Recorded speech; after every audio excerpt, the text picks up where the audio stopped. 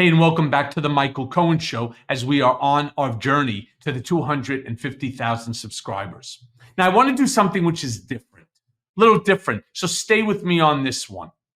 It's extremely important that you know, the other day I was asked by Norm Eisen and his Democracy Center to speak before a whole slew of journalists.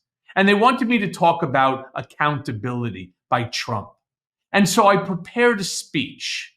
And the speech is a little long, not that long, but it's long enough that I really want you to pay attention, because every single aspect of this is exactly why I keep saying time and time again that there is no choice in terms of who to vote for in November. And that's Kamala Harris and Tim Walz.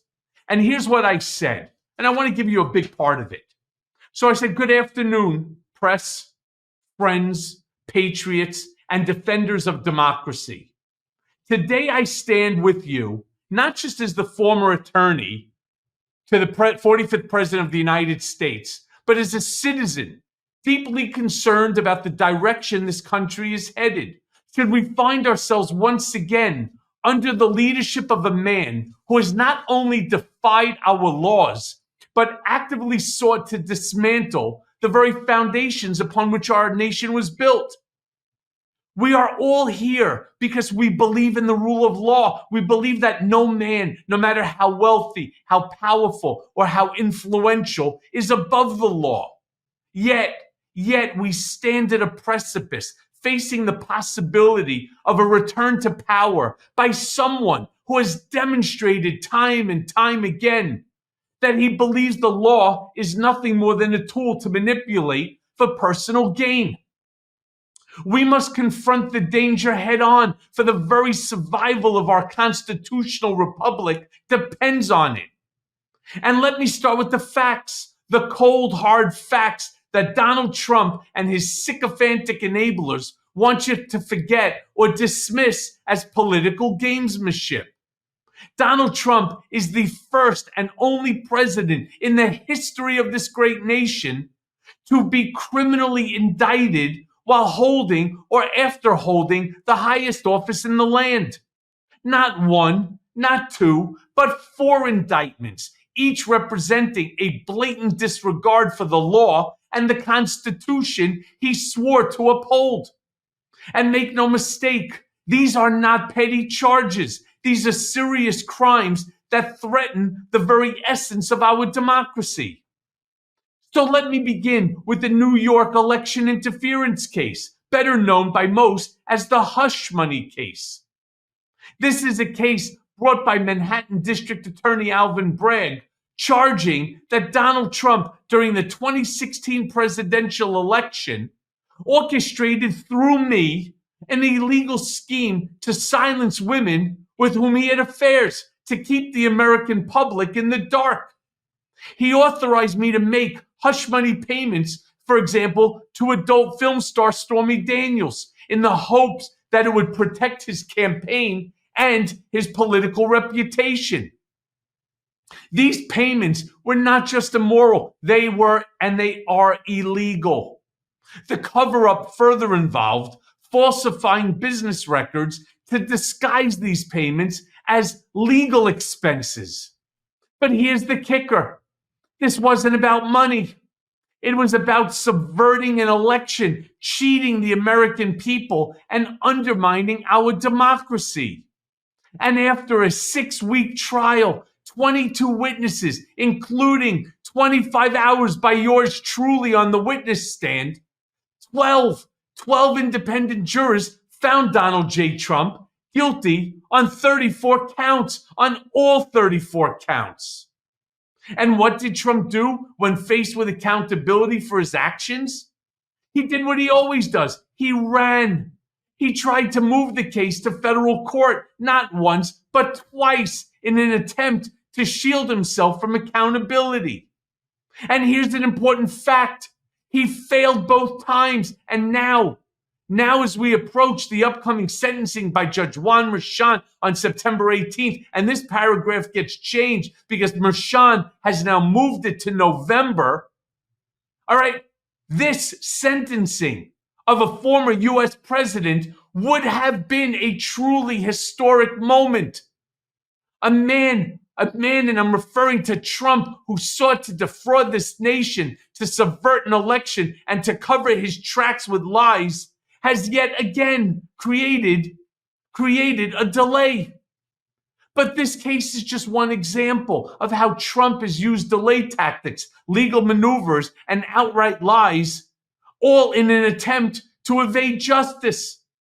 From his obstruction of the Russia investigation, to his refusal to return classified documents, to his involvement in the January 6th insurrection, Trump has consistently demonstrated that he has no respect for this country, that the American people, the Constitution, and the rule of law, that his strategy is clear. It's delay, obstruct, and manipulate the system until people forget, until they move on, or until he can unfortunately return to power to rewrite the rules of law, to rewrite the rules in his favor. But we cannot afford to forget. We cannot afford to move on, because if we do, we will all be complicit in the erosion of the very principles that make this country great. And I want to turn to something now that I am deeply involved with. It is deeply personal to me. Something that speaks to Trump's willingness to weaponize the very institutions designed to protect all of our rights. You see, my friends, I was sent back to solitary confinement at FCI Otisville Prison in July of 2020.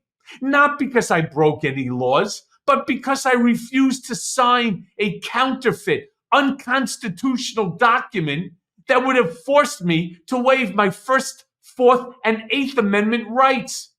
My First Amendment right specifically to speak freely. They wanted me to stop the publication of my book, Disloyal, which exposed Trump's character, his lies, and his criminal behavior. And let's be clear, this was a blatant and illegal attempt by Donald Trump's Justice Department to silence me, to prevent me from telling the truth about him. So I was remanded back to prison because I refused to be bullied into silence. And I want to be clear about something. If they can do that to me, someone who had worked closely with Trump, someone whose my public profile is so vast, they could do it to anyone. This wasn't just about Michael Cohen. This was about the First Amendment, about the right of every American to speak their mind without fear or retaliation from the government. And I go on and I go on and I go on.